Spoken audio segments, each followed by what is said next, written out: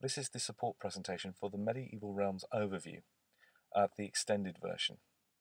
This is an opportunity for students to stretch themselves beyond the minimum expectations required of students and to show their creativity, research skills, and already developing historical skills. The first task then is for students to look at source A, which is the picture of the front of Exeter Cathedral. Their job here in the space provided is to tell me what they can learn about life in medieval England from this picture.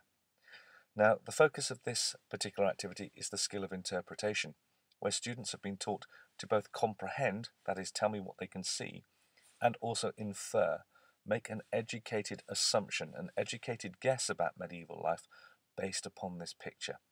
Could the students please provide their answer in the space provided to the right of the picture? We now move on to political events. Firstly, I'd like to know the name of the famous battle that took place in 1066.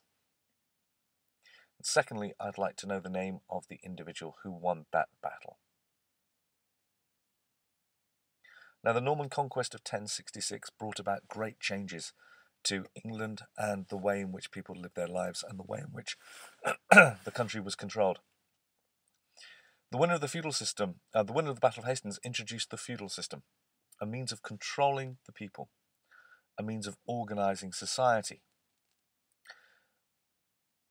Society was broken down into 4 different levels. I would like these groups ranked from 1 to 4 in terms of their importance. Place the number in the box underneath the title.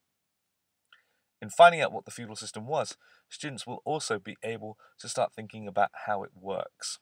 So in the space provided here, and please, if you're doing this electronically, by all means expand the space that you need.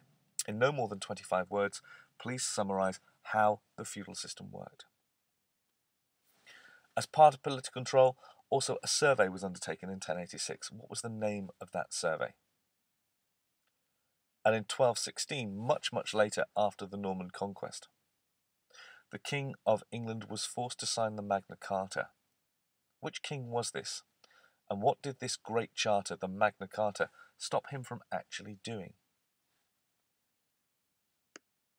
The final piece of work on the Magna Carta is to ask students the question, why is it so important today? Why is it still regarded as a key moment in English history? And then in addition, expanding our ideas of political control, let's look at a little bit of a mixture of geography and politics. This is a map of the outline of Europe. I would like students to do a search for a medieval map of Europe online or in a book, and mark on this map the major countries that existed in Europe during the medieval period. Please label them. And underneath, I want to know how this map of Europe from the medieval period compares to the modern political map of Europe of the 21st century. Underneath, for this entire section of work on politics, I'd like to know what the sources of information were that the students have used, be it books, titles and authors, internet sites, addresses, individuals they may have asked for support. Secondly, we need to look at the significance of religion during the medieval period. Religion was much more important in the lives of ordinary people as a whole in the medieval period than it is today. I would like these sentences completed with the gaps filled in. Any information and research that the students have undertaken to complete this section, I would like logged in the space provided. Again, if this is an electronic copy, the opportunity to expand the space exists. And finally, I'd like to study some social events. Events that affected people. Which was the disease of the 14th century that killed 1/3 of the population? And secondly, what caused that disease?